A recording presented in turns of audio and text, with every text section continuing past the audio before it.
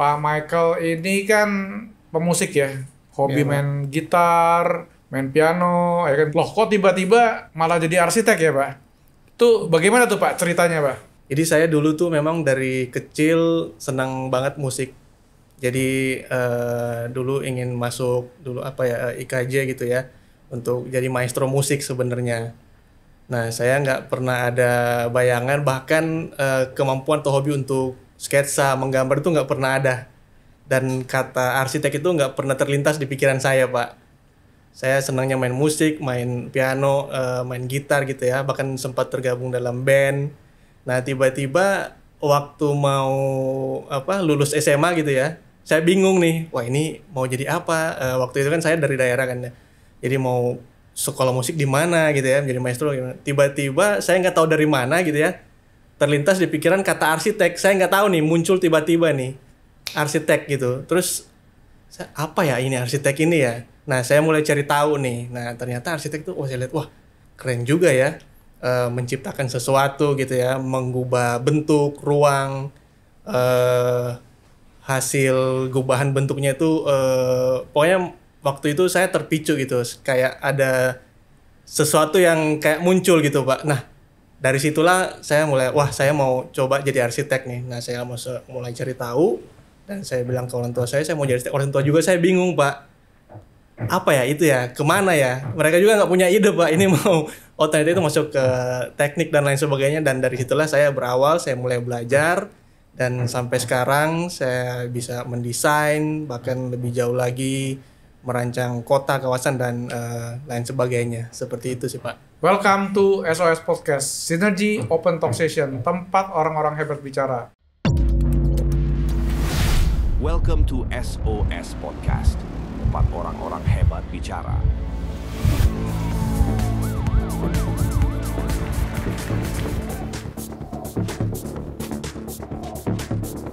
Hobi musik tiba-tiba ting, arsitek tuh nggak gampang loh, Pak. Dan itu harus hobi loh biasanya. Iya. Tapi sekarang Bapak bahkan terus mengembangkan urban design ya, Pak, di mana bukan hanya bentuk hanya rumah, bukan hanya kawasan, bahkan Bapak mau bikin konsep city gitu ya. Iya. Bagaimana tuh bisa sampai lari ke sana tuh, Pak? Memang waktu saya pertama jadi arsitek itu ketertarikannya memang mengubah bentuk ya. Jadi bangunan. Waktu itu saya melihat bangunan dan saya ingin menghadirkan suatu desain yang baik buat orang-orang gitu. Saya tertarik gimana sih arsitektur ini mempengaruhi hidup orang gitu. Dari rumah yang tidak didesain dengan baik, waktu didesain arsitek tuh kualitas hidup berubah, Pak. Nah, dari situ saya mulai belajar, saya menjadi arsitek dan menghasilkan berbagai desain. Nah, kemudian setelah saya berpraktek jadi arsitek tuh, saya sempat kerja di beberapa developer, Pak. Dan dari situ tuh saya mulai bertemu dengan kata urban design, Pak. Perancangan kota dan kawasan. Jadi, waktu saya di bagian planner arsitektur itu, saya melihat di perusahaan itu waktu mau merancang atau mengembangkan suatu lahan, ada konsultan urban design yang membantu master planning, dan saya lihat, wah, urban design itu memiliki dampak yang lebih luas daripada satu unit rumah. Nah, dari situ saya mulai ada ketertarikan dengan urban design. Ternyata perancangan kota itu bukan cuma mempengaruhi satu keluarga atau individu yang tinggal dalam satu bangunan, tetapi dampaknya itu akan lebih luas ke lingkungan dan bahkan ke kota gitu. Nah, dari situlah saya mulai mencari tahu lagi nih, saya mau expand skill saya. Akhirnya saya memperdalam dalam urban design. Nah, dari situ karena backgroundnya arsitek dan bekerja dulu developer, tertarik dengan urban design, maka saya pun mulai mencari tentang pengembangan lahan. Saya tertarik nih. Ternyata kalau kita mengembangkan suatu lahan, kita bisa membawa nilai-nilai yang kita punya nih, background kita arsitek dan urban design itu ke dalam pengembangan lahan yang kita kembangkan itu, Pak. Jadi kita bisa sekalian kita menawarkan ini kepada masyarakat dan kita juga mendesain produk rumahnya bahkan lingkungannya gitu yang memiliki nilai-nilai yang baik tersebut, Pak. Seperti Ya, itu. jadi sejauh ini yang memakai jasa Bapak siapa saja ya? Untuk rumah, desain rumah banyaknya yang memakai itu pribadi Pak ya. Jadi Rumah pribadi ya? Ya, rumah pribadi individu. Kalau untuk rumah massal gitu ya, seperti developer belum banyak memang, ada beberapa. Nah, kalau untuk master planning, urban design, karena skopnya dan skalanya itu lebih luas, memang agak lebih sedikit daripada klien dari rumah-rumah pribadi gitu. Jadi ada beberapa badan usaha yang ingin mengembangkan suatu kawasan baru gitu ya. Nah, mereka kami support gitu Pak. Mereka meminta bantuan kami untuk support perancangan kawasan tersebut gitu Pak. Apa yang jadi landasan slide developer ini Pak untuk dalam bisnis Bapak ini? Dalam menjalankan slide ini Pak, jadi landasan kami itu saya adalah keinginan untuk yang tadi ingin berdampak Pak sebenarnya. Jadi memang motivasi awal saya itu dari arsitek, urban design, bahkan sekarang saya ingin terjun ke real estate, property developer itu untuk memberikan dampak sebenarnya, dampak positif. Karena memang secara visi slide itu kan Pak, kalau mungkin ada yang lain udah tahu juga ya, slide itu salt and light sebenarnya. Garam dan terang atau sinar. Jadi dua elemen itu ini kualitasnya itu yang kami bawa jadi core value desain kami. Jadi garam memberikan rasa, terang menerangi gitu kan. Jadi visi kami itu sebenarnya menjadi landasan kami untuk berpraktik itu untuk memberi dampak positif sebenarnya Pak. Jadi kalau di pengembangan lahan misalkan kami ingin menghadirkan suatu pengembangan yang benar-benar membawa value urban design, walaupun ini masih visi Pak ya, masih kami gagasan dan kami ingin terus berusaha itu bisa direalisasi gitu sih Pak. Iya, jadi kan kalau saya lihat ini kan Bapak terakhirnya sangat suka nih untuk mengembangkan city, padahal ini kan cukup berat ya. Iya. Dan saya lihat desain-desain Bapak cukup bagus juga, cuma kalau hari-hari ini yang lebih banyak kebanyakan desain rumah pribadi ya Pak ya? Rumah pribadi lebih banyak Pak. Lebih banyak ya? Karena Kemudian itu lebih cepat gampang ya? Betul, jadi lebih banyak individu yang memang butuh bangunan rumah untuk ditempatin, itu lebih banyak. Nah kalau master plan beberapa, nah kalau pengembangan lahan memang kami masih aktif untuk mencari partner yang ingin bekerja sama. Dan sementara sebelum kami merealisasikan itu, kami bekerja di level gagasan sebenarnya Pak. Kami terus dan tim terus membuat gagasan, bagaimana sih yang ini, pengembangan ini dan lain sebagainya, supaya waktu sudah ada lahan dan siap untuk kembang, kami idenya udah punya Pak gitu. Apa proyek andalan dari dan keunggulan dari slide ini Pak? Dalam setiap project baru itu selalu ada improvement. Nah kalau ditanya unggulan, mungkin saya menjawabnya bahwa setiap proyek baru itu akan lebih unggul dari yang lain, dalam arti ada improvement, ada inovasi yang baru. Nah kalau yang sekarang sih, kalau yang project arsitektur mungkin ada rumah, yang satu rumah kecil gitu Pak, di lingkungan kecil itu Tiny house di lingkungan yang padat dan kecil itu kami mencoba untuk mendesain bagaimana rumah itu tetap menjadi rumah yang dapat berkontribusi secara sosial dan juga ekonomi dan juga lingkungan. Jadi di depan rumah itu kami rancang halamannya itu bukan cuma halaman taman gitu Pak. Kami hadirkan satu kayak staging, tempat duduk mini kayak amphitheater tapi kecil. Nah kemudian pagarnya itu kami buat see through. Jadi orang-orang bisa melihat. Jadi pagar itu jadi boundary untuk privasinya lahan owner. Tapi yang depannya itu tetap owner misalkan bisa duduk untuk minum kopi. Tapi waktu ada orang lewat kita bisa say hi. Nah itu meningkatkan interaksi sosial Pak. Yeah. Karena kenapa? Karena kami lihat sekarang tuh kebanyakan ya rumah di kota kita ini, di Jakarta juga terutama, ini mulai mengarah kebanyakannya, nggak semua tapi kebanyakan mulai sifatnya bersifat individu gitu kan Pak. Jadi kita lebih senang tinggal di dalam ruang yang tertutup. Di depan itu jadi parkiran atau ya udah jadi taman parkiran dan nggak ada manusianya gitu Pak.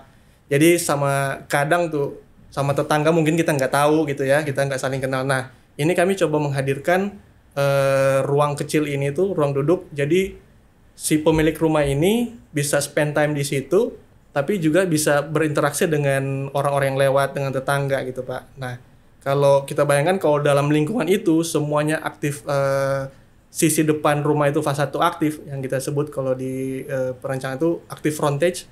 Nah, maka dalam suatu klaster itu atau lingkungan itu orang-orang akan saling kenal gitu ya, merasa aman untuk berjalan seperti itu Pak. Itu di tingkat satu unit kecil. Nah, kalau yang lain mungkin di perancangan yang lebih besar, satu kawasan yang bisa saya share itu satu pengembangan di mana di dalam lahan itu ada pengembangan apartemen mewah yang terintegrasi dengan apartemen murah. Caranya supaya mereka bisa blend itu bagaimana? Kami menghadirkan satu ruang publik yang besar di tengahnya gitu Pak. Jadi bisa blending gitu. Dan di situ nggak boleh ada kendaraan yang masuk. Kendaraan itu harus bawa. Jadi orang tuh ruang publik itu diisi sama manusia gitu. Jadi terjadi pencampuran blending kelas sosial gitu ya. Mungkin ya itulah Pak untuk sekarang Pak. Oke Pak, bagaimana slide ini menjaga kualitas dan standar dari proyek-proyek Bapak ini Pak? Kalau di slide ini Pak, jadi bagaimana kami menjaga standar ya? Selalu ada diskusi di tim Pak. Jadi sebelum kami eksekusi satu project, saya selalu ada briefing ke tim. Nah, briefing ini tujuannya adalah kami harus menangkap dulu ekspektasi klien satu. Kemudian ekspektasi saya sebagai leader untuk menjaga kualitas itu dan visi misi yang tadi dari klien itu kita buat satu framework atau koridor Pak, prinsip rancangan. Nah, setelah kita brief, hal-hal itu harus tersampaikan ke tim. Setelah itu tersampaikan, baru tim bisa bergerak. Mau bergerak seperti apa, yang penting tetap di dalam koridor. Nah, dengan begitu standar dan kualitas dari satu proyek itu bisa di-delivery Pak. Ya, karena mendesain itu kan bukan hanya tentang apa yang diinginkan arsitek ya. Betul Pak. Tapi lebih lagi kepentingan si developer. Developer kan apa-apa maunya hemat, maunya bagus ya kan. Tapi juga kepentingan publiknya nih Pak, yang orang yang akan tinggal di sana kan itu. Betul. Kalau itunya bagus ya tentu harga bisa naik tuh Pak. Ya, kalau nilai tambah Pak. Iya, kalau harmoninya bagus ya Pak antara konsep dan yang lain seperti ini. Bapak ini kan merancang ini ya Pak ya. Ya, ini satu kawasan industri Pak. Jadi, ini yang saya sebutkan tadi Pak. Ini yang tipe high, yang itu yang sebelah kirinya itu yang tipe lebih murah gitu Pak. Nah, di tengahnya tuh ada ini rumahnya bagus desainnya. Ya, ini beberapa desain ini komersial cafe gitu Pak. Iya Pak, inovasi apa yang telah dan akan dilakukan terus oleh slide ini Pak? Kalau sekarang di kami sedang selalu berdiskusi tentang kami ingin, kami harap bisa terrealisasi ya Pak. Jadi ada ide gagasan bagaimana kalau kita menghadirkan suatu klaster itu berorientasi benar-benar kepada manusia penghuninya. Dalam arti gini, biasa kan unit rumah itu Pak ya, yang ditawarkan itu bagian depannya itu kan dialokasikan untuk parkir untuk mobil. Nah, kami memiliki visi gitu ya. Bagaimana kalau satu unit rumah itu depannya tuh bukan buat kendaraan, tapi menjadi ruang adaptable. Ruang yang bisa jadi usaha gitu Pak ya, menambah nilai ekonomi. Misalkan jadi usaha atau jadi tempat berkebun atau ada kafe kecil gitu ya. Nah, terus di klaster ini nggak boleh ada mobil masuk. Nah kan kalau sekarang apalagi semua rata-rata punya mobil ya Pak ya. Yeah. Nah bagaimana menghadirkan itu? Nah jadi satu klaster benar-benar mobil nggak bisa masuk kecuali untuk keperluan darurat ya, ambulans dan lain sebagainya. Mobil diparkir di perimeter, di dalamnya itu untuk manusia. Nah jalan ini itu menjadi ruang publik. Mau ada event basar, mau ada event apapun, ruang bermain anak-anak lari-lari berjalan dengan aman.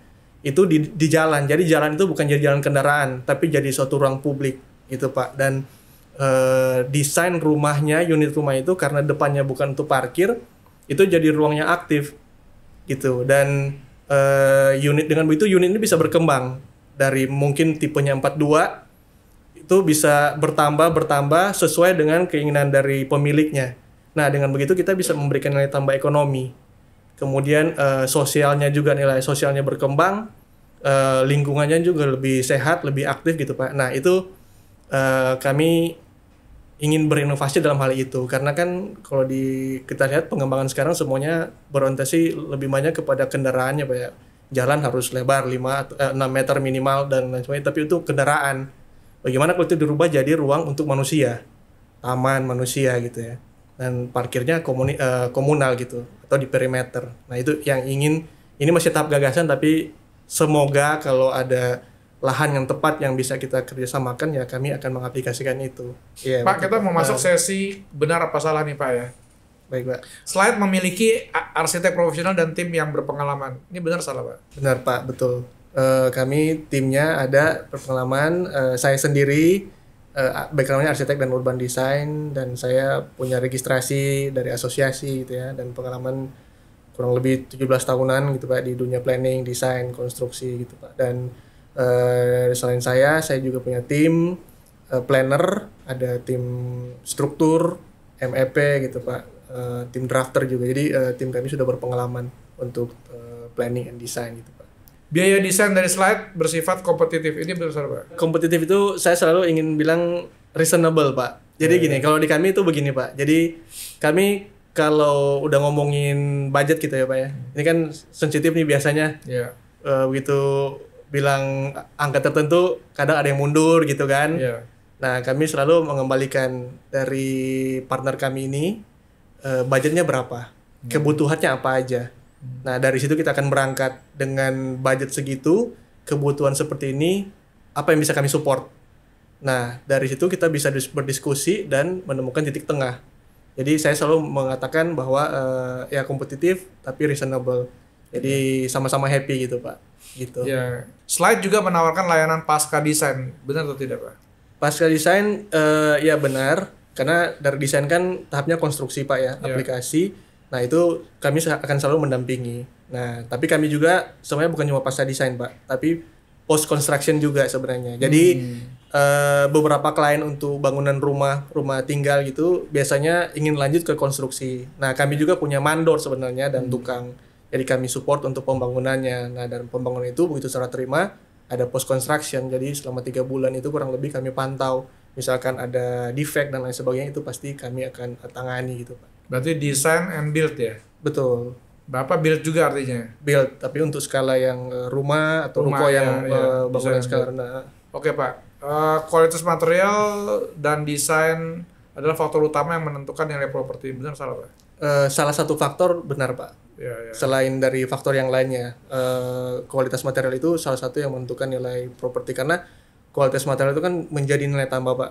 Karena kualitasnya baik, pasti bangunannya aman gitu kan, aman, nyaman gitu kan. Nah salah satu lagi kualitas material yang baik itu akan membentuk kesan ruangan yang lebih bagus Pak. Ya tergantung preferensi dari ownernya mau seperti apa. Nah misalkan ini kan ini mau pakai material dari metal misalkan ya. Nah itu menentukan gitu, menentukan persepsi, otomatis juga memberikan nilai tambah gitu Pak. Desain bangunan minimalis dan fungsional tuh sangat diminati saat ini, benar salah Pak? Ada benarnya juga Pak. Jadi minimalis itu dari udah lama banget ya Pak, udah lama banget sampai sekarang tuh orang selalu kalau mau kita tanya mau desain seperti apa sih, selalu pasti ada kata minimalisnya gitu ya. Walaupun kadang orang belum terlalu mengerti ya.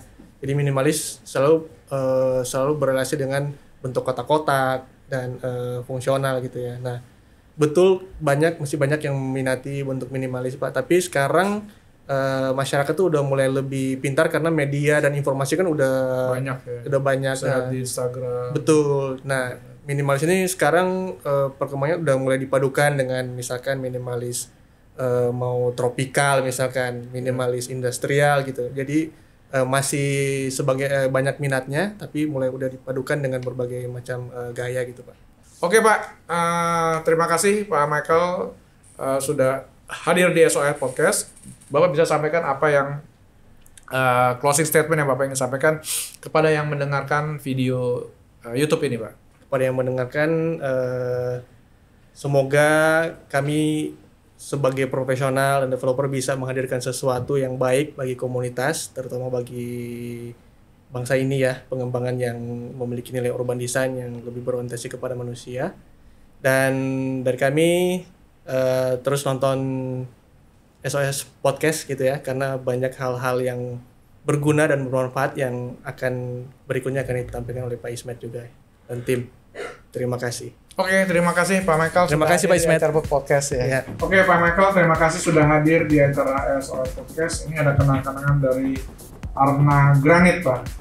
Thank you Pak. Terima kasih banyak Pak Ismet.